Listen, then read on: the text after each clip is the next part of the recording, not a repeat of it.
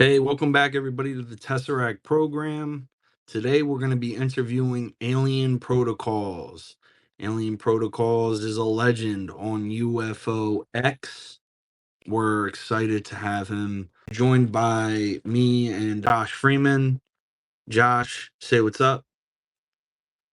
What's up, Augustus? Hi, Alien Protocol. Hey, what's Hey up, guys, Alien thank you so much Protocols? for having me. Thank you, Augustus and Josh, so much for having me. I appreciate it. We appreciate your time. So, why don't you just give us a little bit of background on yourself, Alien Protocols? What's Alien Protocol's background? Well, I have a diverse background. I'm what has been called and diagnosed as an Asperger's prodigious savant, um, natural intuitive since childhood. Um, and I've worked with a wide variety of groups, researchers, scientists, interacted with a lot of the well-known names in phenomena and ufology and the esoteric. And I've really been blessed to explore this stuff and participate at different levels with the research, utilizing these skills that have been known about for over 2,000 years. And so it's a very humbling experience. But additionally, I've also been a stand-up comedian at top comedy clubs. I've been in movies as a comedic actor, in video games, and a creative director. So that's a quick summation of my background. What kind of stuff has been around for 2,000 years that you're talking about? Um, Esoteric practices have been utilized by many different cultures around the world, and there are well-known modalities and practices to improve and increase and explore these abilities. Like in the Yoga Sutras, they talk about these abilities, that on the path of virtue, these abilities will appear.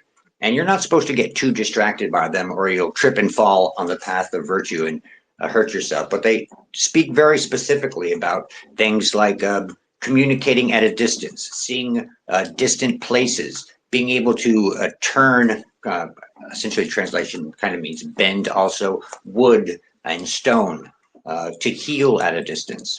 Also in the Vedic texts, they talk about what are called siddhis.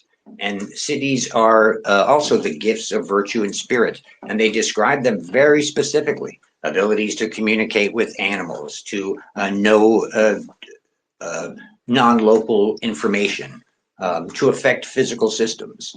So these practices have been known through a wide variety of different cultures and ways to improve them, and it's very humbling. That's fascinating. Wow. So you're talking about like psychic abilities. Yeah, there's actually a range of them. A lot of people are familiar with remote viewing, for example.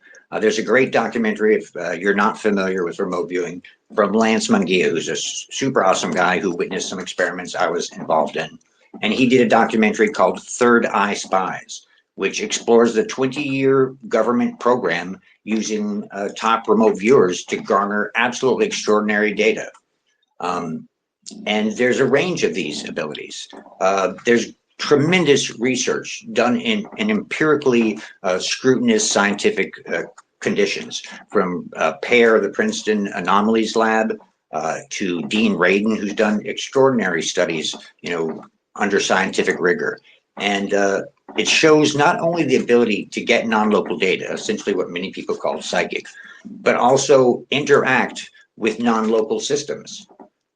Interacting with machines, interacting with different types of devices, electronics, a variety of things. And that reality is truly extraordinary. And people who practice this stuff and oftentimes they'll get into one niche like remote viewing, and it's so extraordinary when they start seeing the reality of it that they kind of stay in that niche. But there's a spectrum of these different abilities that are spoken about in those different texts I was referring to. But also tremendous amount of research has been done about it. And oftentimes you see historically that the most proficient practitioners seek out scientists. They want to help the research. They want to participate. Ingo Swann, for example, went to New York University and showed that he could affect calorimeters. He went and got involved, with Hal Puthoff and Russell Targ, who I've done some viewings with and interacted with a bit, who's absolutely an extraordinary, inspiring guy.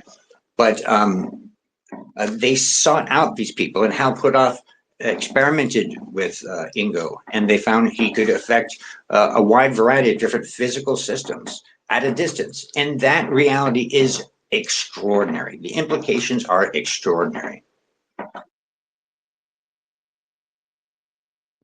Now, for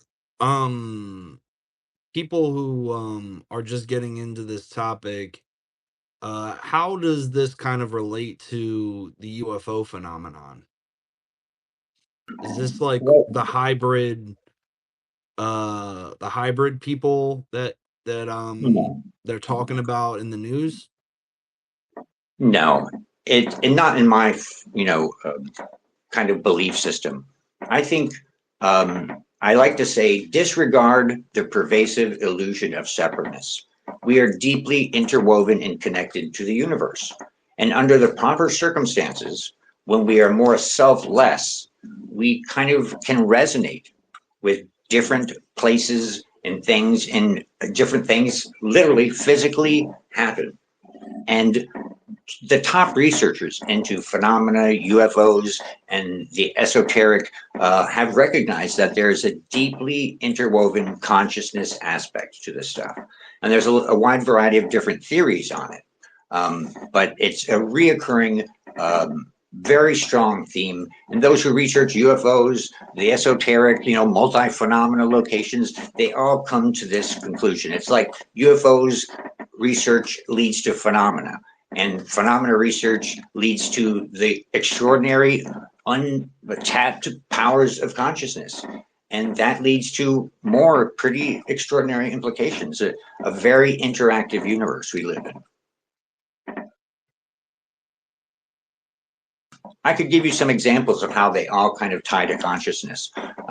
For those who study this stuff, UFOs, multi-phenomenal locations like Skinwalker Ranch, and esoteric practitioners have some very unique kind of characteristics. And for example, with UFOs, there's something called mirroring. Many very credible cases of people flashing lights and the craft will flash back. They flash, it flashes again.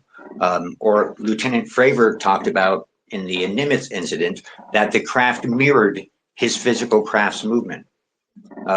People who researched like NIDS and Bigelow and others at Skinwalker Ranch and other places saw how the phenomena mirrored those who were observing it in a wide variety of different ways. And also, of course, esoteric practitioners mirror their, clients. And then there's other very bizarre characteristics they all three share, and they're different things, on the surface. UFOs are well known to have this kind of precognizant effect that people perceive. Yeah, the precognitive sentient phenomenon. Yes, and Fravor spoke about how the craft knew where he was going to go, and others have spoken about this. Bigelow spoke about how, and others who researched at Skinwalker spoke about how it seemed like the phenomena knew what they were going to do. It was precognizant. And also, of course, esoteric practitioners have a tendency to be very, predictive and of things that can happen. And then they also share another, just one last characteristic, is You got the some strange hitchhiker. background noise going, just so you know. Oh, okay, sorry, brother. I have a little puppy dog here playing around. Another weird characteristic they all share is the hitchhiker effect.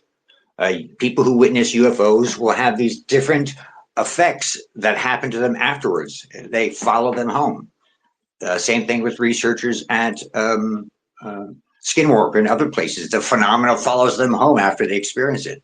And of course, a lot of people attribute hitchhiker effects to high-end esoteric practitioners, people who've interacted with, Uri Geller, Ingo Swann, Pat Price, Chris Bledsoe, and many others. So when you really think about those three different kind of um, locations or topics, and they share these very unique characteristics. What else could mirror you? What else could be precognitive of what you're going to do? And what else could follow you home?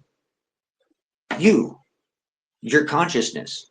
And so that's why consciousness and all of these things are very deeply interwoven.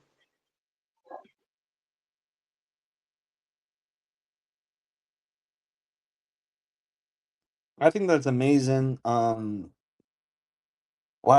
So, the Tesseract program was inspired by the precognitive sentient phenomenon, and it's become a body of work diving deep into that, and I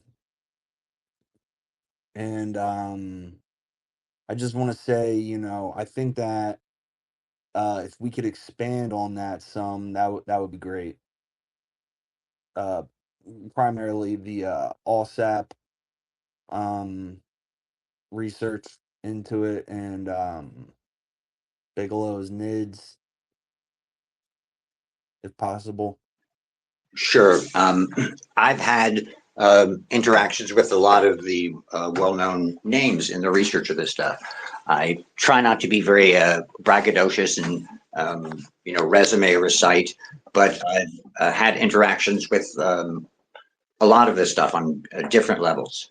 And when you look at this precognitive intelligence that people attribute to it, and from my just recent example of how all those three things have these very unique characteristics that they all share and they all lead back to you. So many things that we believe, we project on mysteries or the unknown, and that becomes a kind of framework.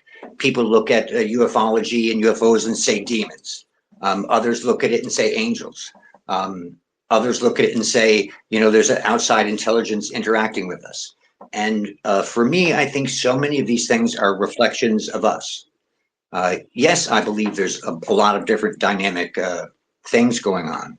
But when we think that there's another intelligence that is precognitive of what we're going to do, it may be more logical to think more fundamentally that we are the phenomena in many ways, and we interact with the phenomena, and we instigate the phenomena. There's incredible research on so many different aspects of this. It doesn't have to be an outside intelligence. It can be. And I believe personally, there's a spectrum of different things going on. But from my experience, these abilities to resonate with other targets and things and data and non-local stuff proves that this universe is very powerfully affected by harmonics and resonance. And in science, harmonics and resonance transfers data and energy across what was previously a barrier. And we see that across science. And I think we, connected to the universe, have the same ability to resonate and not only get non-local data like has been proven conclusively in scientific studies, but also physically affect systems, distant systems. And that is really extraordinary. The implications is really extraordinary. And most people just don't know this because we're very distracted by the self. Society and culture and education is me doing this, materialism. But the heart of almost all of the esoteric practices from around the world is selflessness. The more selfless you are, the more you're connected to everything else. And it's also kind of a reflection of love. Love seeks out to understand others, kind of like the light does. It reaches out and tries to clarify things at a distance, understand them, and there's this kind of interaction. And that's harmonics to me. That's empathy. That's light. That's love. It's all these different things where, everything in the universe seems very, very fractal. You see repeating forms at different scales and sizes because of their efficiency. But also what's well known about fractals is there's a tremendous amount of resonance in these like shapes at different scales. So resonance in a fractal universe is a superpower. What about predetermination? What are your thoughts on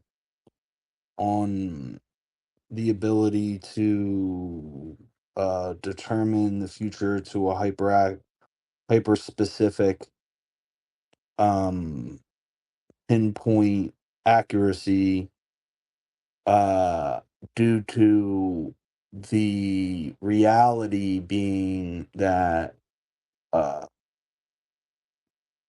everything is not random but by design, and we live in a predetermined reality.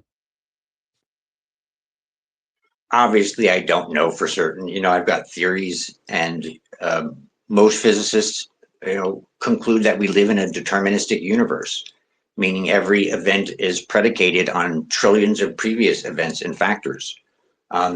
A lot of scientists and science has shown that the past, present, and the future all kind of exist.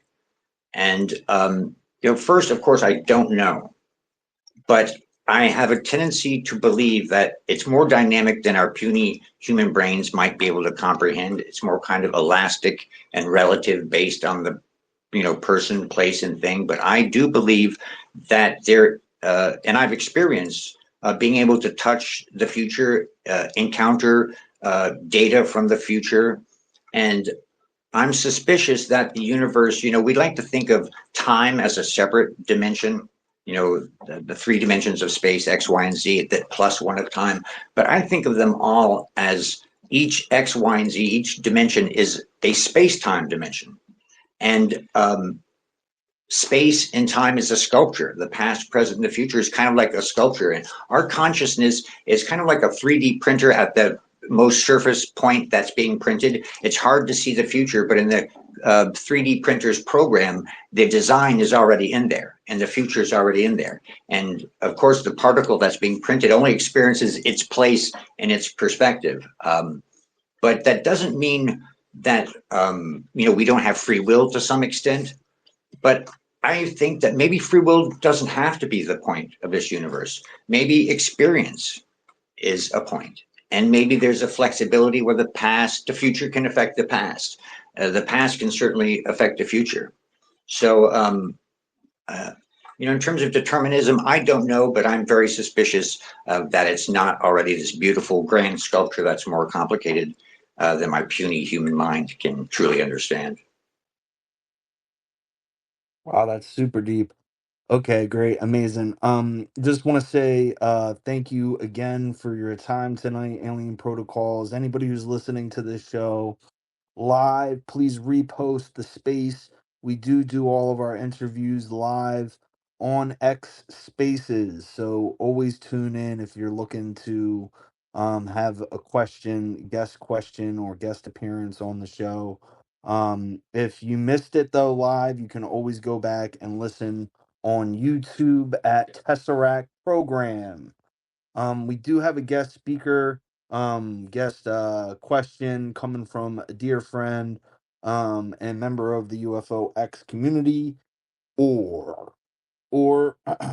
if you've got any questions for Alien Protocol, chime in if you've got any perspectives you'd like to shed light on that, he could expand on. This is about the Alien Protocol perspective. So the floor is yours, or Yeah, sure. Hey, good to see you guys. Good to see my good friend Buddy. Buddy, you can expand on this selflessness that you've talked about, right? Um, as maybe a more tangible modus that our fellow practitioners, or novice practitioners, or beginners, or hobbyists, whatever, experiencers, can digest and understand what precisely is meant, what it's good for, and how to get good at that.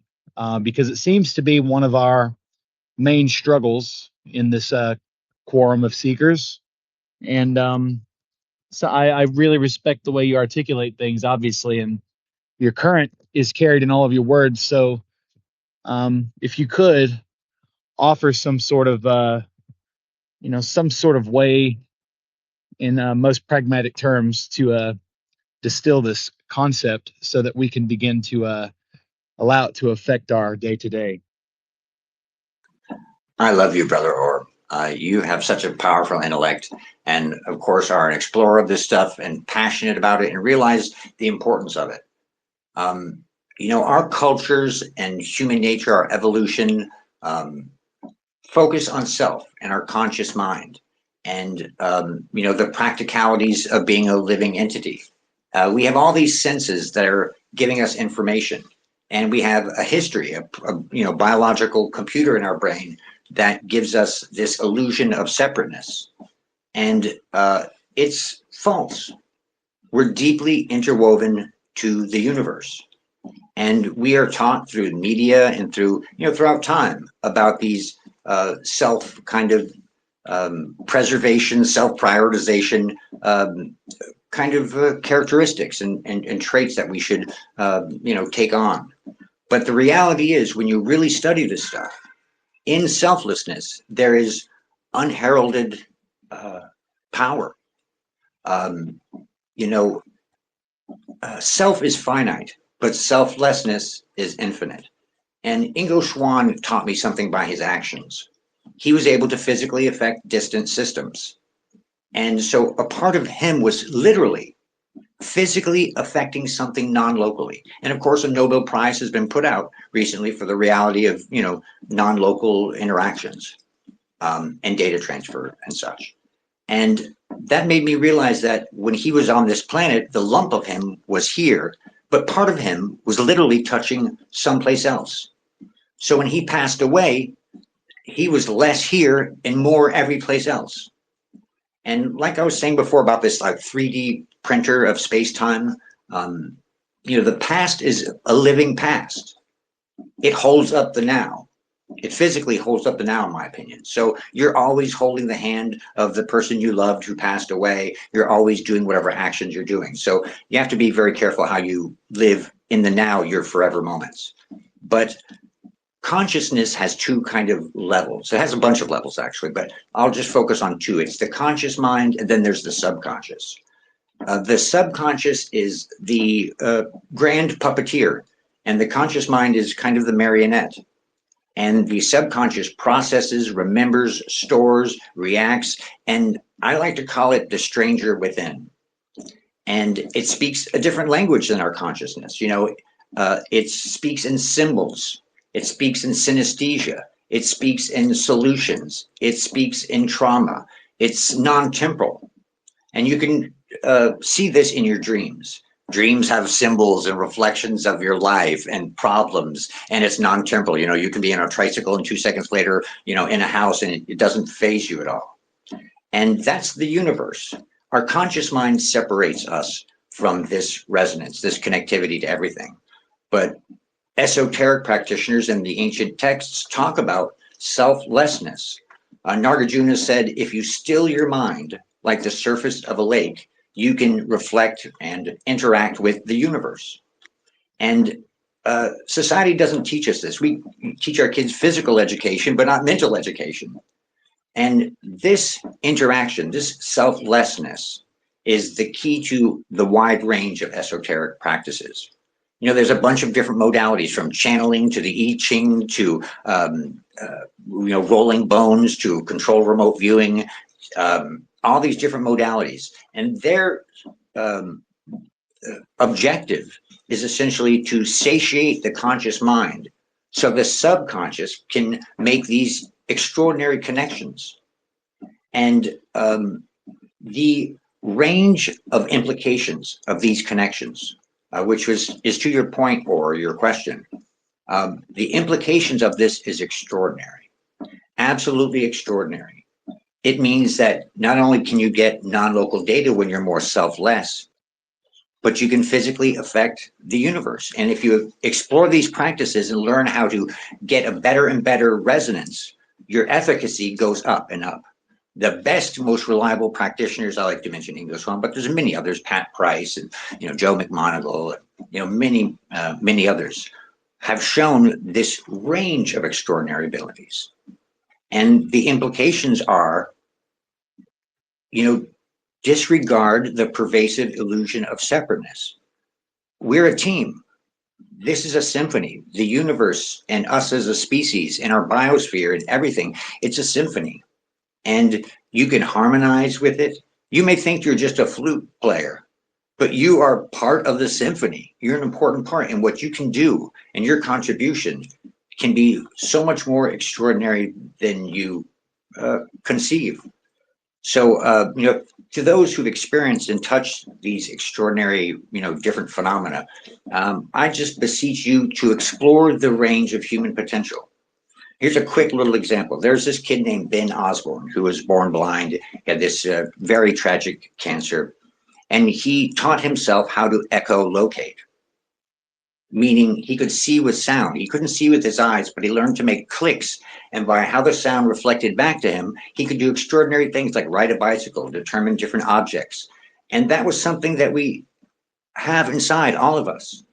There's all these abilities that we have that we just don't tap into. And you have to kind of believe in all these different modalities are belief systems that allow your conscious mind to be kind of sedated while your subconscious has this interaction. And the implications are really extraordinary. I mean, very, very extraordinary.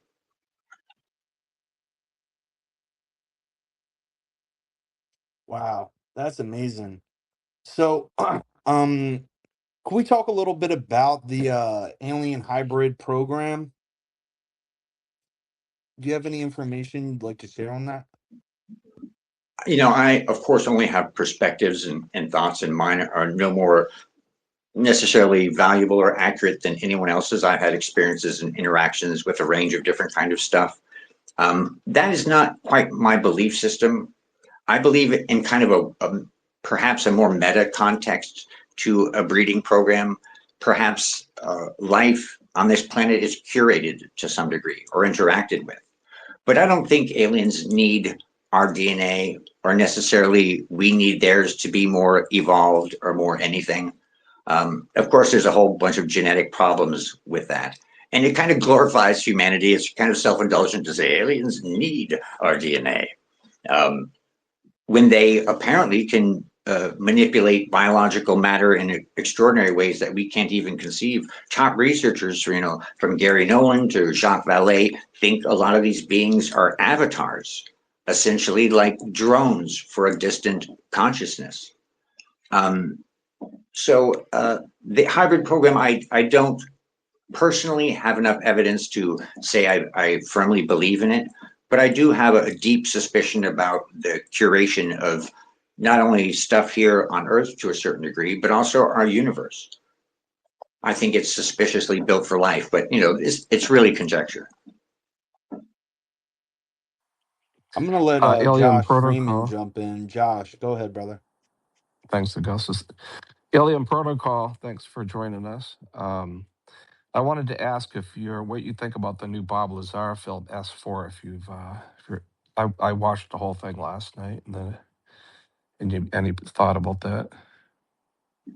I haven't seen it yet, but I've done a little bit of research on Bob, and I believe about 80% of his story, maybe more. I had a tiny bit of interactions with him, and a dear friend of mine had worked with him as a supplier for materials for his science and engineering company.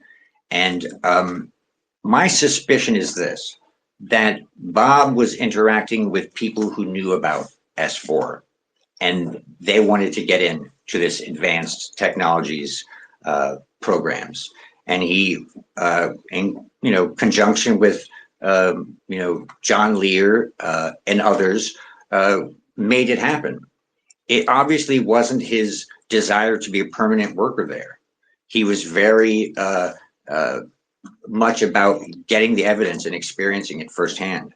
I believe most of his story. I think there's a lot of great evidence that has borne out over time. Obviously, I don't know for certain, but I think he's made a very important contribution to this stuff. No one spoke about S4 before him. No one really spoke about Element 115 before him. He brought a group of people out, and they videotaped extraordinary craft in the sky at the time that he knew they were going to appear. And just that fact alone hints at deep, interactions with some very advanced projects and programs. So I like Bob Lazar personally.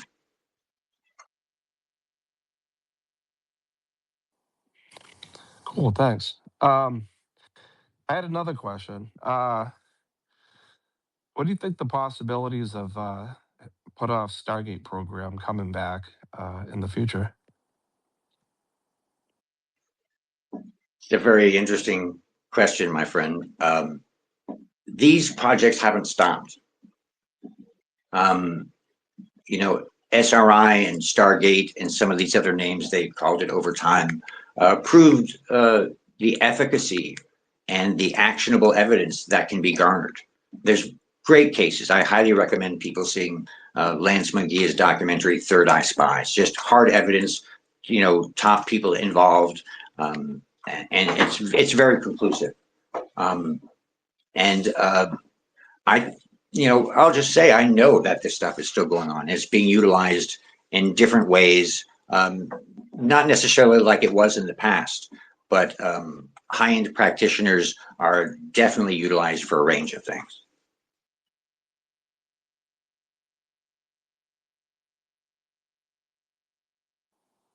Thanks, Alien Protocol.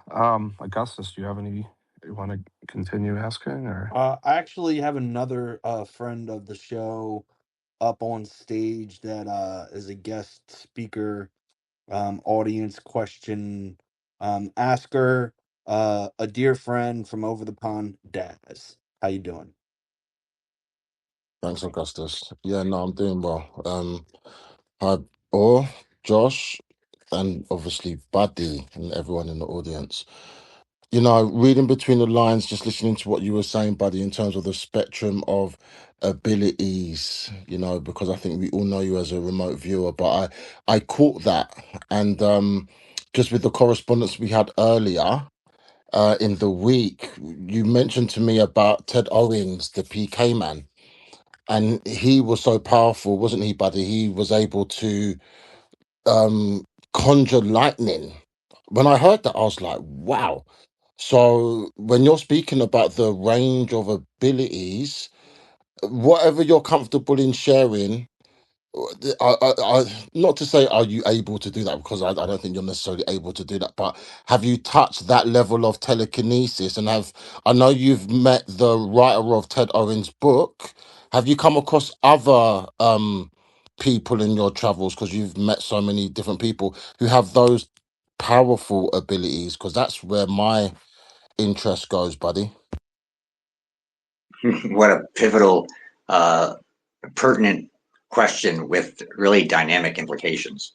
Um, Ted Owens was deeply studied by a range of scientists and groups, and Jeffrey Mishlove studied him and followed him and witnessed over, I think, 150 extraordinary events. And he wrote the book PK Man. And there have been others who've been able to dynamically, physically affect systems. And this is where it gets to the point where reality starts to bend dramatically.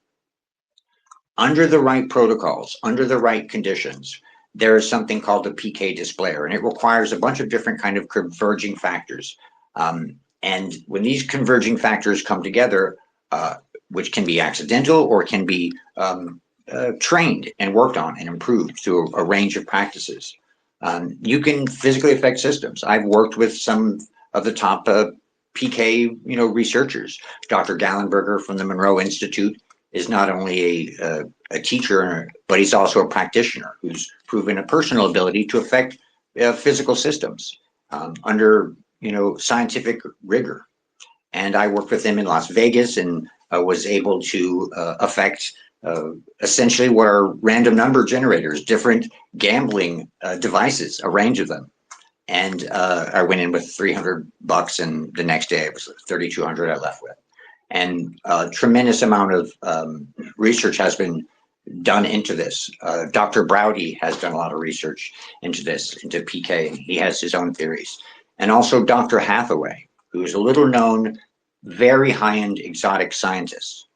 And he studied one of the most extraordinary cases, even more extraordinary than Ted Owens.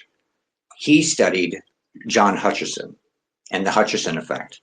And the Hutchison effect has been, it's such a transformative series of experiments. John Hutchison showed an ability to levitate objects, physically transmogrify metals and different materials and show a range of different effects. He created monopoles, all sorts of things.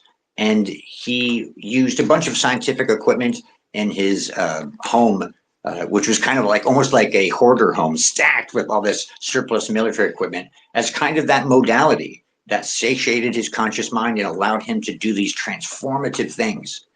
And Dr. Hathaway wrote a book about it, and his conclusion is in the title of the book. And the book is called Mindbender. And I have worked on these things. I've experienced it personally. I guess I'll, you know, a lot of people say things are braggadocious, and I think that sometimes it can affect how people interpret their motives. So I try not to name drop and stuff, but I'll do it in this space just for the importance of this circumstance. I affected a bunch of different or several different electronic devices at Tim Pickens' lab in Huntsville, Alabama, under the scrutiny of a range of scientists from well-known organizations. I worked for 4 years with the genius and prescient head scientist at Skinwalker Ranch, Eric Bard. This was before the TV show, before people knew, you know, who Brandon was, and we worked on a range of stuff, and it was truly extraordinary and mind-blowing. And I've had a range of types of experiences like this, and you know, people from different backgrounds can experience and touch this stuff too. People pray for healings. There's miraculous healings that happen that blow doctors' minds away. But that part, the implications of that should compel everybody to work on these modalities and methods to increase these abilities to not only, of course, positively affect their lives, but uplift, in my opinion, everything and others in the biosphere and things that they prioritize. So it's a very, you know, that question is the nexus of, you know, super important implications. But isn't it also dangerous? I feel like Ted Owens, he didn't live very long, isn't it? Like, what happened to him, buddy? Well, there is this belief, like I said earlier, about on the path of virtue, these abilities appear. But there is kind of this is a very advanced kind of topic in this field, but there's a reality, a deeper reality.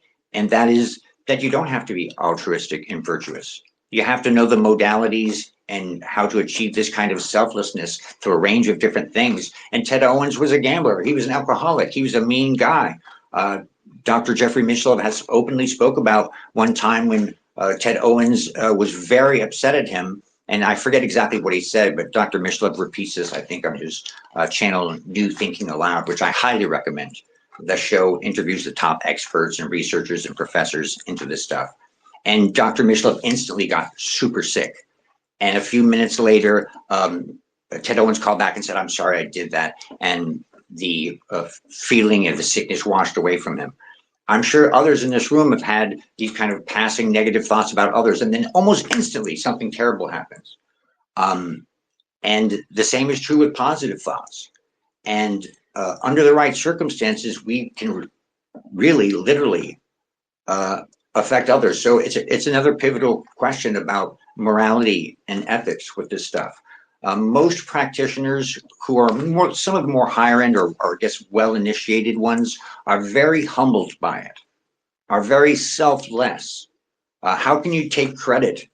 Like me, I don't charge for healings or helping to find lost people. I've been involved in a bunch of different things like that because it would be disingenuous to self-promote or charge for what is a group of people's different prayers and thoughts, and also what I believe is the Almighty behind it. I'm a Christian, but whatever your faith, I think God has tremendous power in those hands, and the challenge is sometimes we are those hands. And how do you want to wield a sword? Do you want to wield a sword to harvest food for others, or do you want to wield a sword to, unleash blood and suffering? So there's a lot of ethics that surround this topic, and it's a very important question. Can I add something on that? Just a brief little anecdote. Please, my brother. Please, my brother. So, interesting dynamic. Let's be frank, because I'm buying tacos. But so like the relationship with let's call them moderators, angels, etc., guides, whomever, bestowing certain siddhas because of the accrued virtue, right? Things that are given to one who could never abuse, right? Or misrepresent or mistake what the certain quote unquote ability would be. And it's kind of interesting. So I encourage my own students, to work in this way for the reward, because there is a reward, a very obvious reward for living a saintly life. I think that's an important distinction. As I was kind of blathering about earlier about selflessness, you can get in touch with these abilities. Like you can learn how to be a jujitsu practitioner, and you can use them, selflessly or selfishly. And these abilities, by the nature of them, by the nature of resonance and harmonics and connecting with a target, a person, place, or thing, or physical object, it's a selfless act. So the virtuous practitioners um, seem to be more prevalent, more humble, more inclined to do good with this stuff. And with great power comes great responsibility, and we all have, the obligation of competence and compassion that leads us to kind of do things.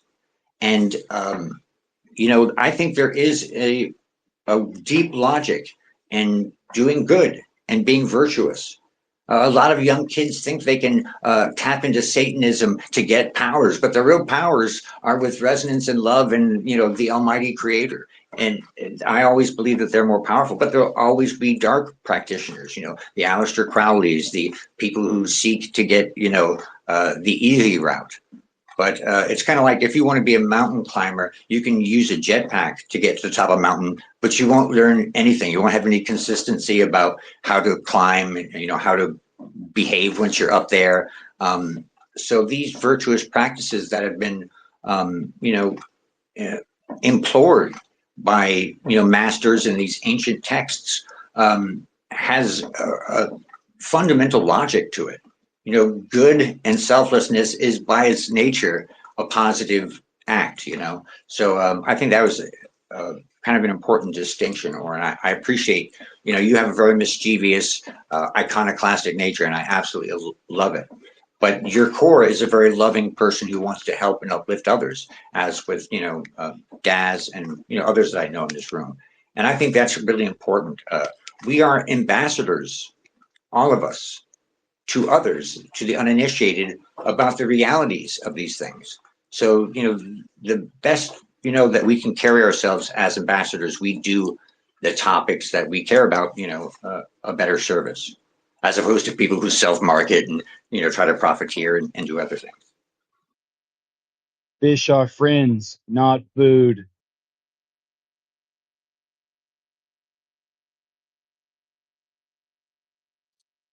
Yo, this is super deep. This is like one of the best interviews we've had thus far. I'd say we've touched on so many topics already. Thank you so much, Alien Protocols, for joining us tonight. How are we doing on time? Do you have like another 15 minutes or? Absolutely. It's my honor. I'm very humbled by the experience and, people wanting to hear my perspective. So I thank all the audience members for their time, and you guys for hosting such a prescient show on, uncomfortable but important topics, So God bless you guys, and thank you. Of course, I'm around. God bless you. So Do you believe that the alien non-human intelligence phenomenon is on a spiritual journey like the human That's a tough question. like the That's humans? it's a tough question. I think that's kind of an interpretation of spiritual. It's an interpretation of journey. It's an interpretation of non-human intelligence. Everything is non-human intelligence. We kind of glorify ourselves, but NHI is a dog, a tree. Dogs have evolved and animals have evolved the same emotions we have for the same exact evolutionary reasons. But I think I don't know all the answers to especially the big questions because I think it's more dynamic than we suspect. I think things are going on in so many different ways on so many different levels. It's probably really hard for most people to comprehend. It's kind of like 1,000 Galileo moments. We used to think the universe revolved around us on Earth and in humanity, and Galileo, took that first step and said, actually, we revolve around a sun and other things revolve. And over time, we've seen how, our role is less, central than perhaps we would have liked to think. But, with non-human intelligences, from my experience and research, I think a lot of different things are going on. I think in many ways you could call their interactions with us deeply spiritual. And the different types of interactions that have happened throughout history could be certainly considered deeply spiritual. But also on another level, a serial killer can say wonderful words, but people's actions speak very loud as well.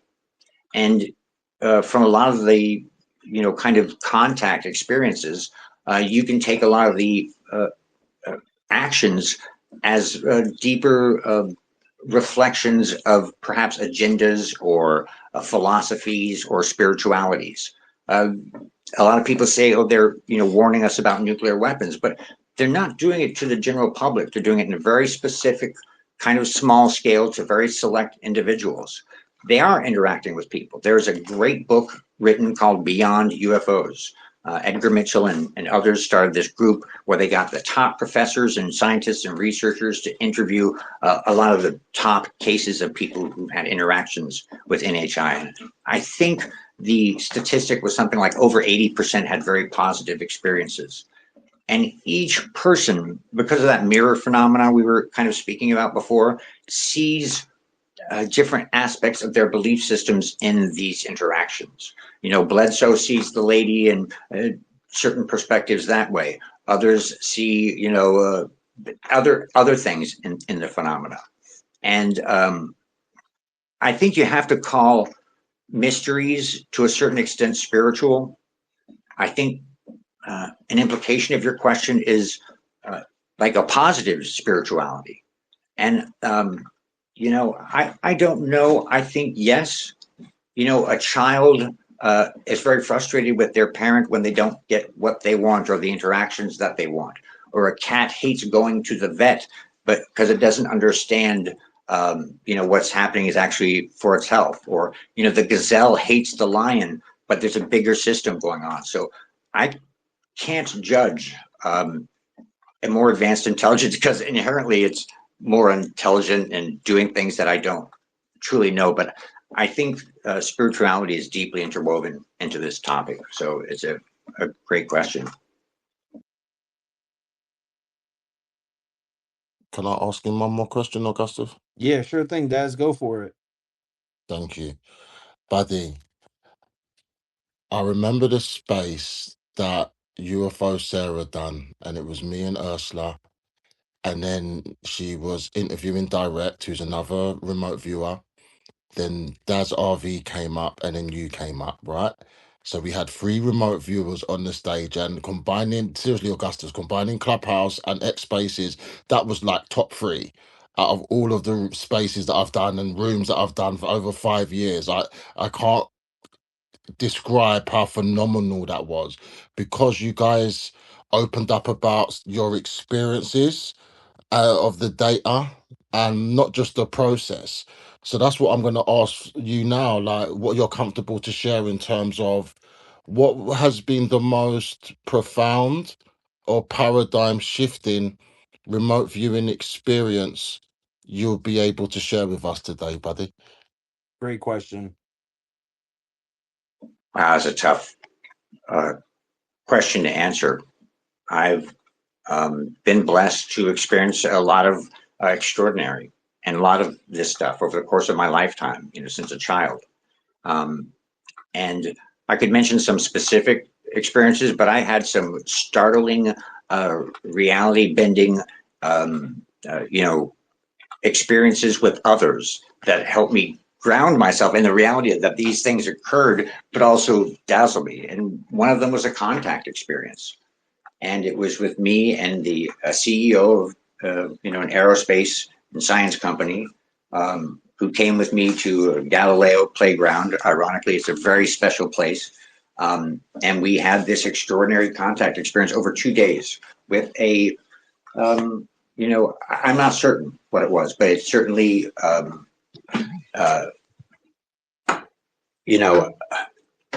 it was a being, we'll just say. And that was truly, it still is mind boggling. And we speak on occasion about it to kind of ground each other and validate our experiences and what happened. And another close experience happened after leaving Huntsville, the experiments that I was speaking about earlier. Me and someone from a very a great science and engineering company. He's also the CEO, I think the CEO or the COO.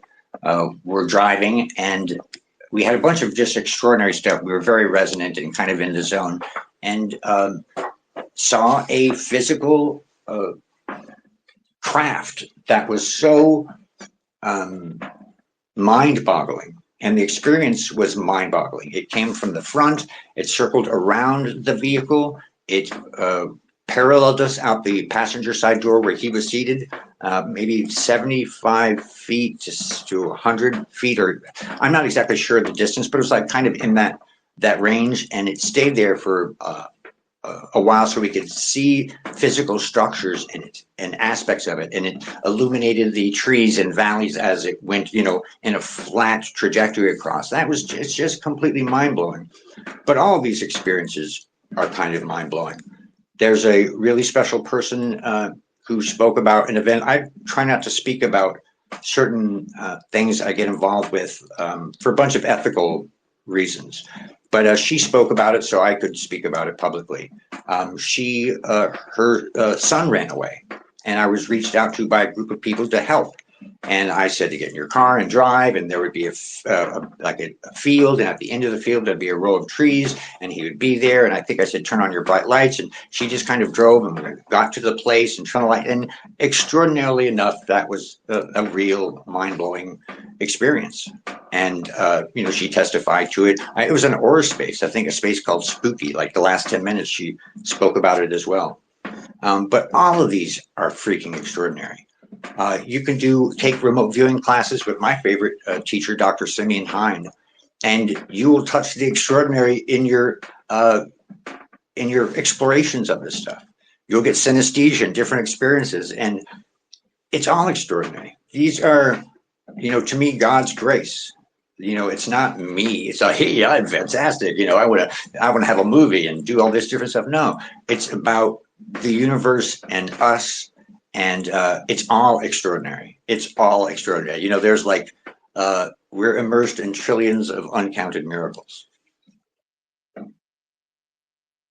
Thank you, buddy. That was amazing. So, Alien Protocols, buddy, is there any thing you would like to say as final words? Any projects you're working on, or any last words you would like to I leave think the audience with? Untitled has a question for Buddy. Untitled has a question for Buddy. Untitled asks really good What's questions. his question? I don't know. Hold on, let me get him up here. He does ask very good questions. I was actually floored in my space earlier, so yeah, I can vouch for that. Yes, he's a powerful intellect. Buddy, first of all, my utmost gratitude toward your participation in this collective experience in this community. There are very, very few individuals that share space with us that really kind of have more than a tenuous grasp on the true nature of reality in such a humble manner, in such a respectable manner, where you have this profound ability to enter a space and kind of settle these reverberations of malice almost immediately, just simply by speaking through your expression. So I just want to give nothing but love and gratitude toward you for that aspect of the definition, the fractal of Buddy that joins us here today. And then the only other thing I would like to maybe hit on, uh, this is a criticism, and don't take it as such, please. But you often speak how a little bit diminutively of the human experience, and I do understand that platitude. And you also have this like grace and reverence for the human experience at the same time. It's just funny that like perhaps there are conditional aspects of this embodiment that do make us seem as a kind of a pseudo intellectual ants. But at the same time, our ability to reflect on non-duality itself is a really profound gift, and it's a beautiful thing. And we're in these purpose-built vessels to experience qualia, and that's where kind of my trope on causal determinism comes into play a little bit here. I've been really thinking about this a lot, and like the mere aspect of volition itself is kind of a substantiative evidence toward causal determinism, or the arising of thought, right? So the thought arrives that you conditioned already, and you have this like somatic response to it.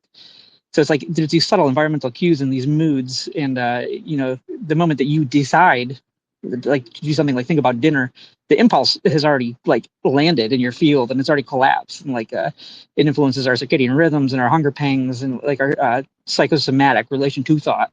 So the authorship arrives after the thought has already landed, like a shadow, essentially. And there's not much evidence of an uncaused chooser, right?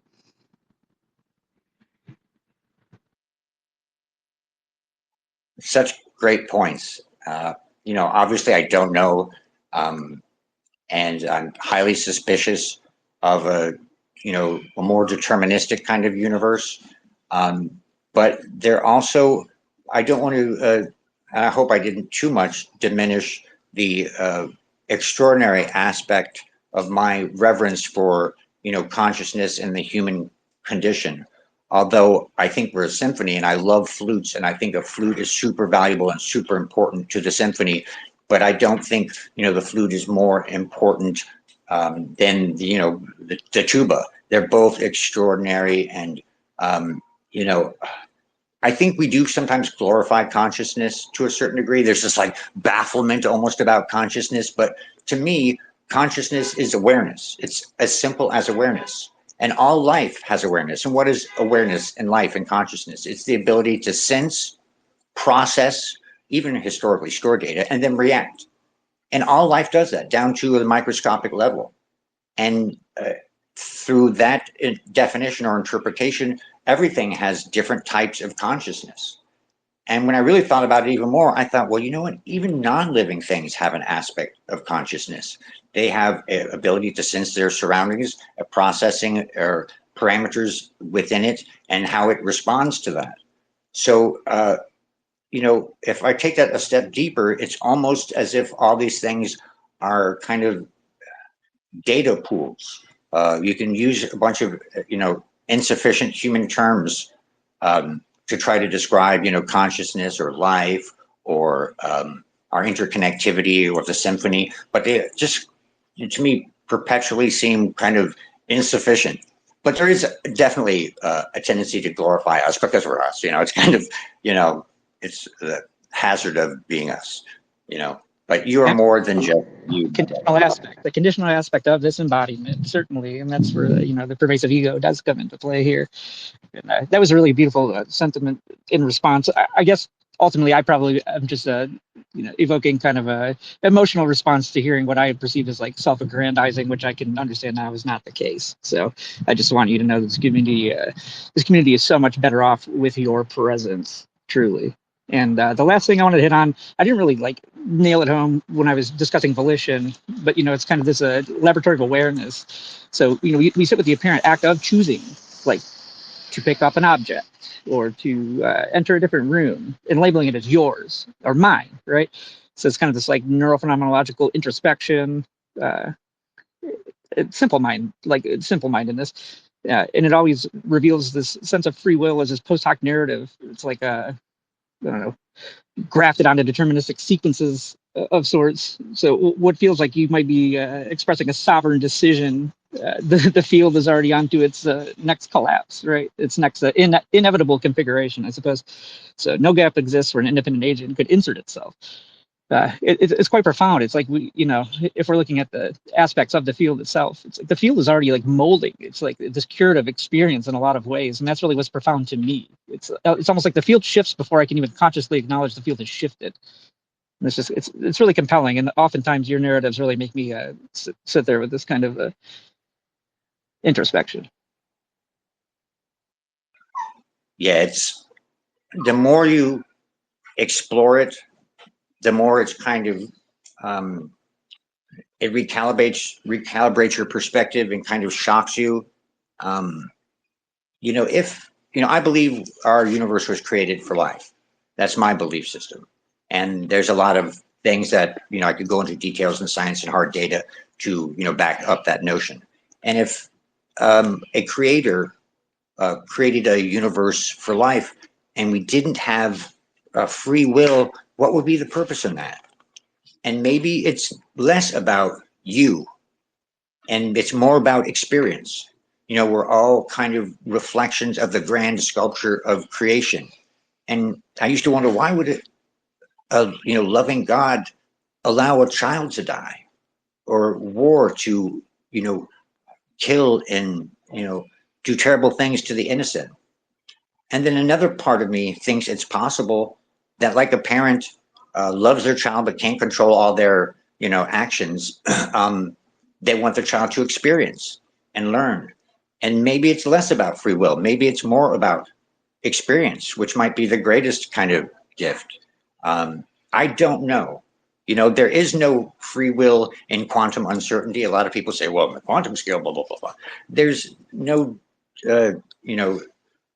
free will in the uncertainty principle and superposition and concepts like that.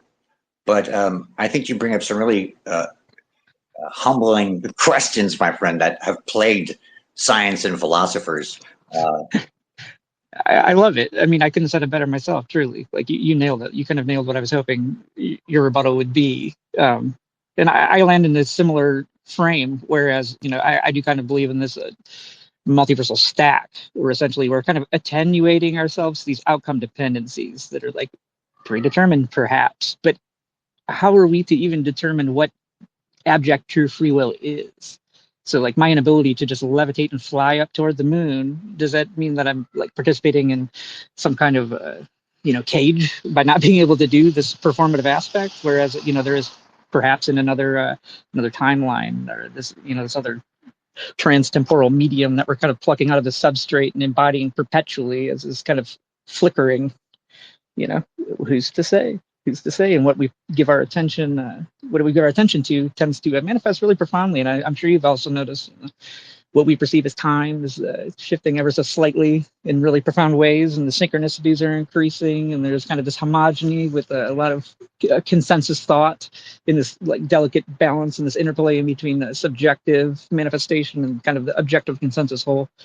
It really, amnesia be damned, whatever our manifestation was prior to this experience. I do truly believe that this is a novel expression universally that perhaps has happened millions of times, infinite number of times over and over again, or perhaps we're really kind of in an actual profound embodiment of abject novelty. And that's what I hope. And that's what I hope, and that's what I tend to align toward. And being able to interface with all you beautiful minds, we really do homogenize as this just awesome. It's awesome.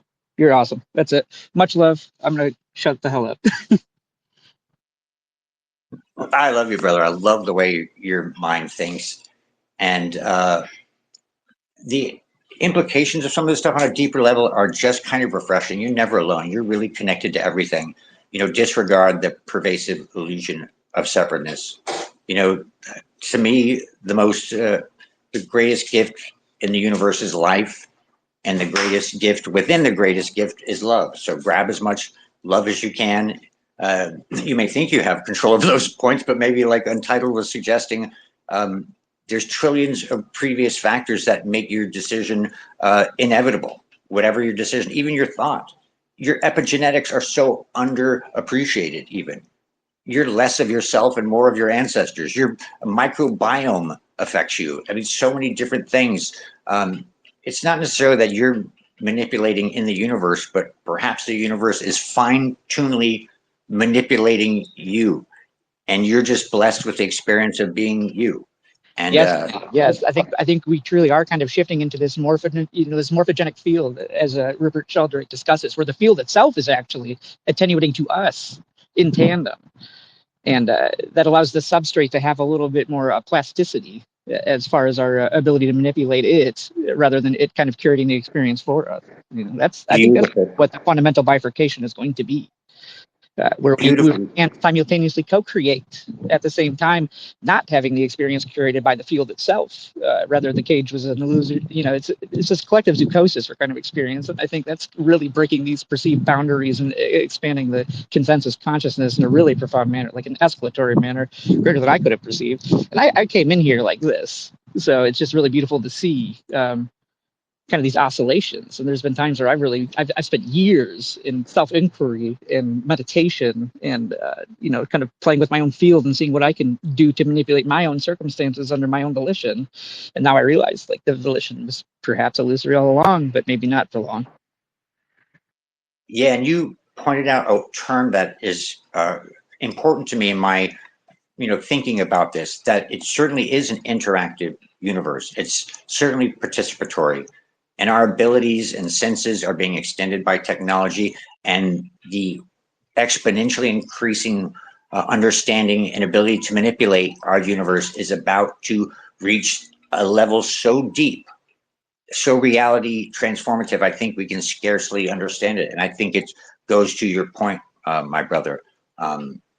When you understand chemistry, molecules, you can create dynamite and explosive, incredible physical structures. When you learn deeper about the atomic energy, you can unleash, atomic energy and weapons. And when you understand the data and the substrate of reality, you can reprogram reality at a level that, I think Terence McKenna called it like a singularity, and we're rapidly approaching that. But I do think it's an interactive universe, and you are important in it. Everyone can make a difference, and you're not alone. You're not separate. And they're great points, and I'm very humbled by your thoughts. Darren knows these aren't just words for me. I spend a lot of time with people going through adversity, going through different aspects of trauma and stuff, because that's part of this. It's intrinsic to selflessness and these kind of my philosophies. So I'm very humbled by being a guest on the program. I'm humbled by all these experiences. I can't take too much credit for anything, but I'm deeply appreciative. Thank you, Alien Protocols. Wow, what an amazing interview. You guys, please follow Alien Protocols if you haven't already. He is next level when it comes to these topics. Really appreciate your time tonight. You guys have been listening to the Tesseract program. We interview live here on X Spaces, and then we jazz up the audio with some video visuals and upload that to YouTube. So, if you guys are listening on YouTube, make sure you tune in next time live on X, and you can maybe ask a question to our guest. Um, and if you are listening now live on X, please go to our YouTube Tesseract program, subscribe, like, and follow, and comment and all that. And I really appreciate your interactions. It's how we grow, as a channel, as a program, as a community. So thank you so much, Alien Protocols. I appreciate your time tonight. With all that being said, I'm logging off. I'll catch you guys on the flip flop. Peace. Stay free. Stay blessed. Good night.